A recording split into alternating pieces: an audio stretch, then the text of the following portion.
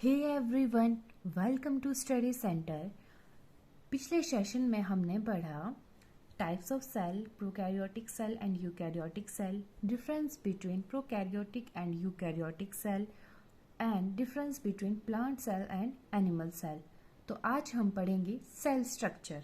Cell का जो है कैसा स्ट्रक्चर है, सेल में क्या क्या होता है. Cell contains the following parts. First one है सेल मेम्ब्रेन और प्लाज्मा मेम्ब्रेन. सेल मेम्ब्रेन को ही प्लाज्मा मेम्ब्रेन कहा जाता है.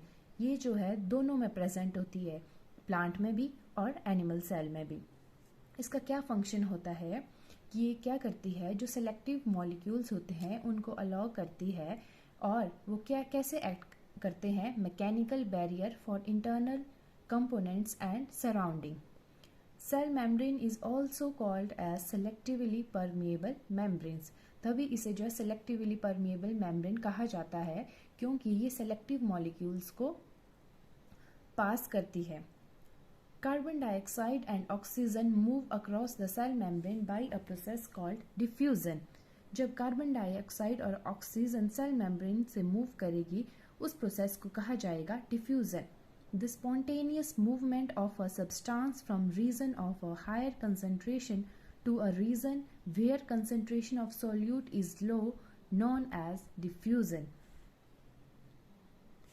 The movement of water across the plasma membrane occurs by process called osmosis. हमें यहाँ पे चीज़ें याद रखनी है. जब कार्बन डाइऑक्साइड और ऑक्सीजन मूव करेगी सेल मेम्ब्रेन में, तब प्रोसेस होगा डिफ्यूजन. और जब वाटर मूव करेगा अक्रॉस द प्लाज्मा मेम्ब्रेन, तब जो है प्रोसेस होगा ऑस्मोसिस का. Osmosis is movement of solvent means water from the region of higher concentration through a semi permeable membrane to a region of low water concentration. Movement of water across the cell membrane is affected by the amount of solutes present in the cells. Three types of solution depending upon solute concentration are hypertonic solution, hypotonic solution and isotonic solution. First one है hypertonic solution. When cell is put in hypertonic solution, the cell lose water by osmosis.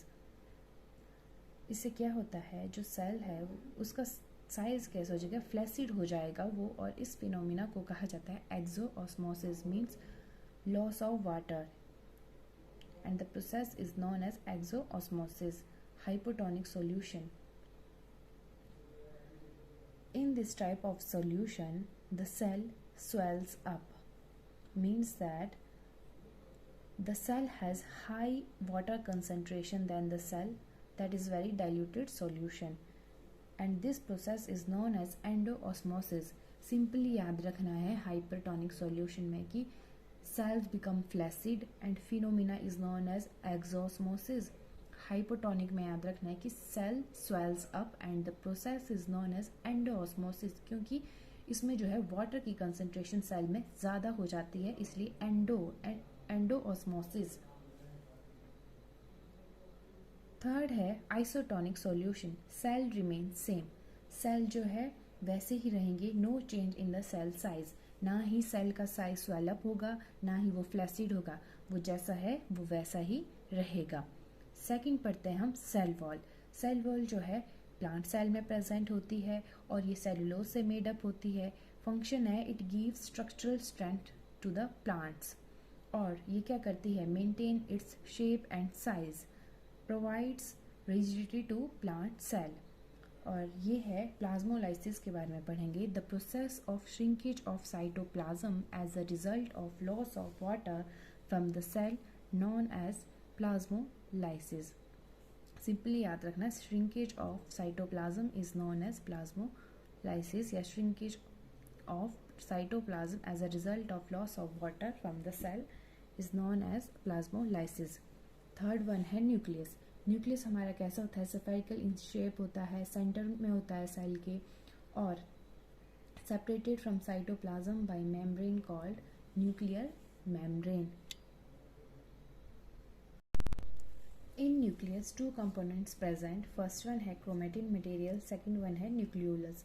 Chromatin material होगा DNA और nucleolus में होगा RNA. Bacteria में जो है nuclear membrane absent होती है और न्यूक्लियर रीजन होता है उसमें undefined containing only nucleic acid और उस अनडिफाइंड रीजन को कहा जाता है न्यूक्लियोइड। लास्ट वन है साइटोप्लाज्म। साइटोप्लाज्म क्या है? एक जेल लाइक सब्सटेंस है, प्रेजेंट है between the cell membrane and nucleus. Various other organelles of cells are present in cytoplasm such as mitochondria, Golgi bodies, ribosome, endoplasmic reticulum, etc. इन eukaryotes की बात की जाए तो cell organelles are enclosed in a well defined membrane, while in prokaryotes membrane bound cell organelles are absent. I hope आपको clear हो गया हो topic. Thank you for watching.